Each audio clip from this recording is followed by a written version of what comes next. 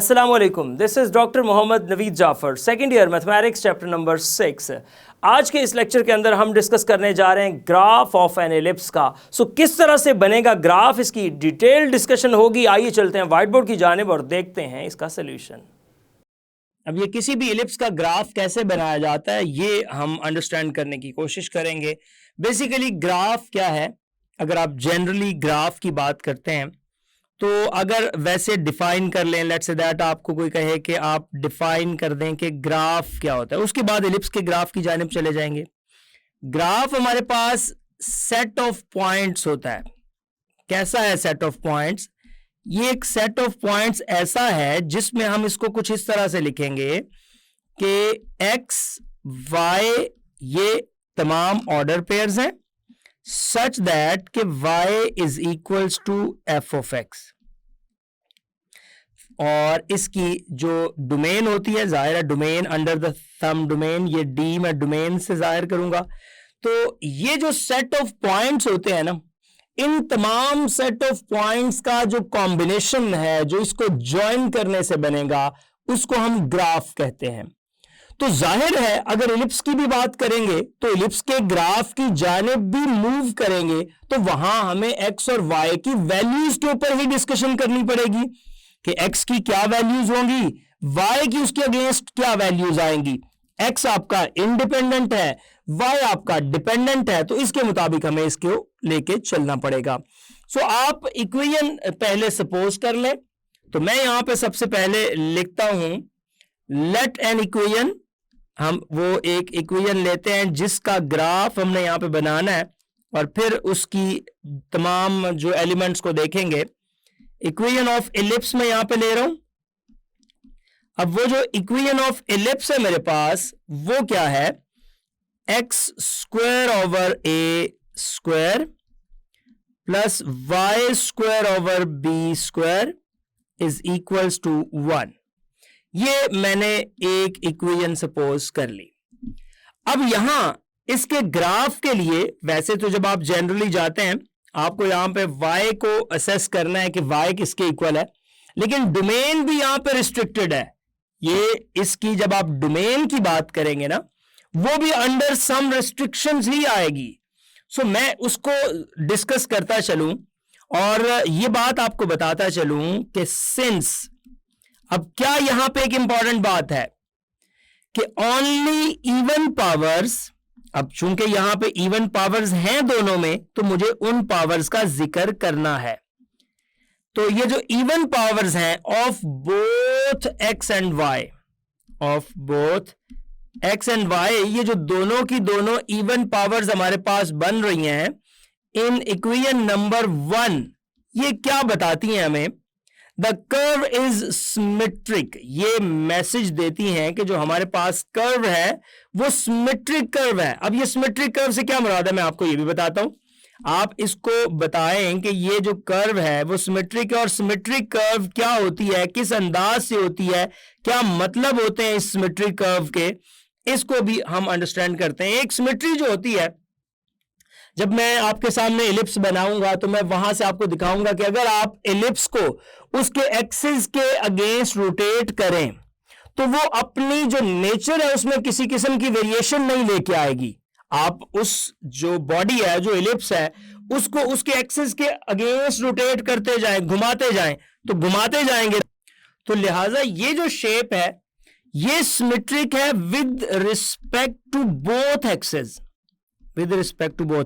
अब क्यों मैंने अभी जैसे आपको ये बात समझा रहा हूं कि सिमेट्रिक से मुराद है कि उसकी जो रोटेशन है, उसकी एक्सिस के ऊपर आप उसको रोटेट करते जाएंगे तो उसकी हालत में किसी किस्म की कोई तब्दीली नहीं आ रही, वो सिमेट्री रखती है, उसकी शेप में कोई चेंज नहीं आता, इसलिए वो अपने एक्सिस के ऊपर सिमेट्रिक है।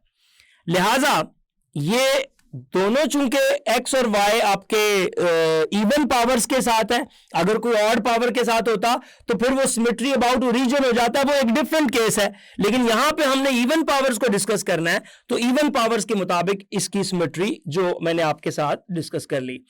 अब आप देखिएगा इक्वेशन 1 से हमें क्या मिलता है, वो देखें कि चूंकि एक्स स्क्वायर ओवर ए square plus Y square over B square 1 के इक्वल है, दोनों का सम चूंकि 1 के इक्वल है, मैं यहां पे वो इक्वेशन अगर दोबारा लिखूं कि x square over A square plus Y square over B square is equals to 1, ये बात बड़ी वाज़ेह है कि अगर इन दोनों के स्क्वायर का सम 1 के इक्वल है तो यहां से ये बात तो बड़ी श्योर है कि एक्स स्क्वायर ओवर ए स्क्वायर जो है ये भी लेस देन इक्वल्स 1 है, और Y square over B square जो है ये भी लेस देन और इक्वल्स टू 1 है। ये तो ऑब्वियस हो गया ना कि ये 1 से ग्रेटर तो किसी सूरत में हो ही नहीं सकते। हां, हो सकते हैं तो कभी 1 के इक्वल जरूर हो सकते हैं, अदरवाइज 1 से ग्रेटर वाला कॉन्सेप्ट इनका नहीं है। तो इसके बाद यहां से अगर मैं देखूं, मैं ये डोमेन उसकी डिसाइड कर रहा हूं और आपको साथ साथ इसके बारे में गाइड कर रहा हूं। यहां से ये डिसाइड हो गया कि x square less than equals ए स्क्वायर रहेगा, और ये डिसाइड हो गया y square less than equals B square रहेगा।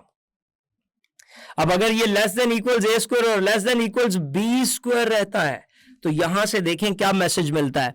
यहां से ये मैसेज मिलता है, मैं ये कहता हूं कि वो तमाम एलिमेंट्स जिनका स्क्वायर लेने से ए स्क्वायर से छोटा आंसर आए, तो वो आप खुद सोचें कि वो एलिमेंट इसके दरमियान ही लाए कर सकते हैं, इसके दरमियान ही लाए कर सकते हैं, माइनस ए से ए के दरमियान, क्योंकि इससे बाहर निकलेंगे तो उनका स्क्वायर इससे बड़ा हो जाएगा। मिसाल के तौर पे मैं कहता हूं x square less than equals 9, और अगर x square less than equals 9 है तो आप खुद सोचें वो -3 से 3 के दरमियान ही एलिमेंट्स हैं जो ये रिजल्ट दे सकते हैं।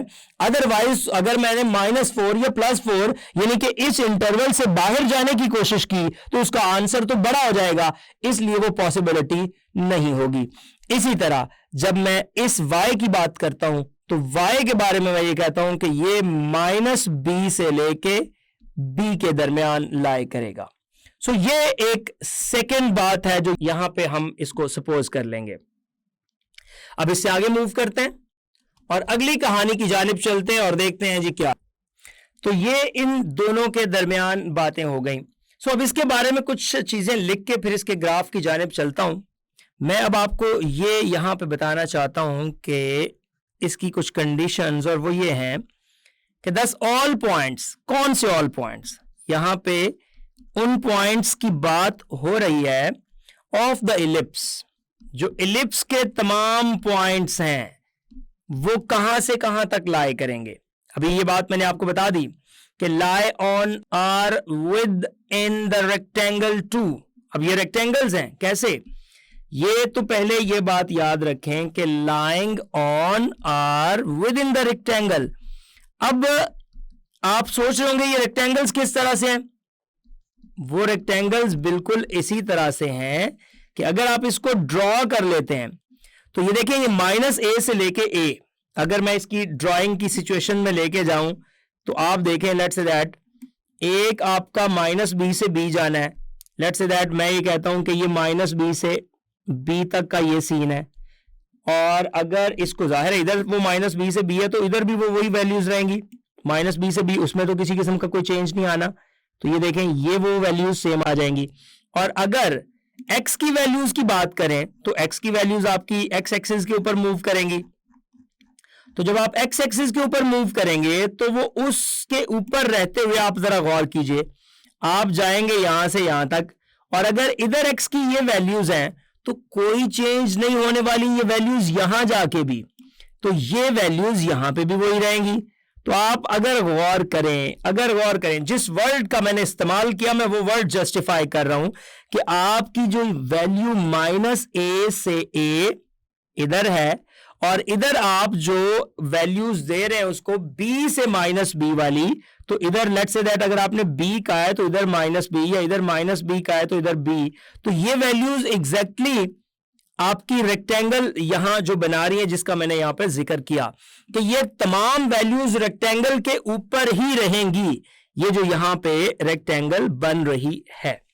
अब आगे देखिएगा, the curve meets the axis, कहां कहां पे ये कर्व एक्सिस को मीट करेगी, ये चीजों के साथ ही तो हम उस ग्राफ तक पहुंच सकते हैं। ये अगर सारी बातें आपको समझ आ गई तो हम उस ग्राफ तक इजीली पहुंच सकते हैं कि मैं ये आपको बताना चाह रहा हूं कि ये जो कर्व है ये मीट करती है किसको, y एक्सिस और x एक्सिस को। अब ये x एक्सिस को जब मीट करेगी तो ये x एक्सिस को मीट करेगी -a0 पे और उधर से a0 पे, ये आ गया। और अगर मैं इसकी y एक्सिस के ऊपर बात करूं तो y एक्सिस के ऊपर जो इसकी मीटिंग है, जो y एक्सिस के ऊपर इसका मीटअप है, वो आपका कुछ इस तरह से है कि ये आपका 0 - b और दूसरी जो वैल्यू आपके पास आ रही है वो 0b पर मीटअप करेगी। लिहाजा अब इसके ग्राफ की जानिब जाते हैं और इसके ग्राफ को अंडरस्टैंड करने की कोशिश करते हैं। ये तो बात होगी x² / a² + y² / b² is equals to 1 की। ये उसके ग्राफ को मैं डिस्कस कर रहा हूं। सो इसका ग्राफ देखिएगा, ये ग्राफ आपके सामने इसका मैं लेके आया। इस ग्राफ को यहां पे ऑब्जर्व करते हैं और इस ग्राफ को यहां पे स्टडी करने की कोशिश करते हैं अकॉर्डिंग टू दीज फैक्टर्स जो मैंने यहां पे डिस्कस किए। आप जरा गौर कीजिएगा, यहां पे जो सारी हमने बातें डिस्कस की उसके मुताबिक ये आपका एक पॉइंट है जिसको हमने a0 कहा, ये आपका एक पॉइंट है जिसको हमने -a0 कहा। ये x की वो वैल्यूज थी जो यहां पे आके जहां पे ये एक्सिस को इंटरसेक्ट कर रहा है। और देखें ये x एक्सिस है और x एक्सिस के ऊपर y0 होता है, तो ऑब्वियसली यही इस एक्सिस के ऊपर ही इसका इंटरसेक्शन आएगा।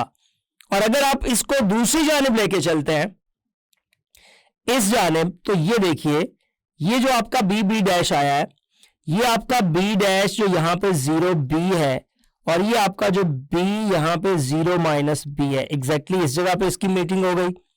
अब इसके अंदर ये फोसाई होते हैं, फोकस है, ये आपका यहां पे और ये आपका यहां पे।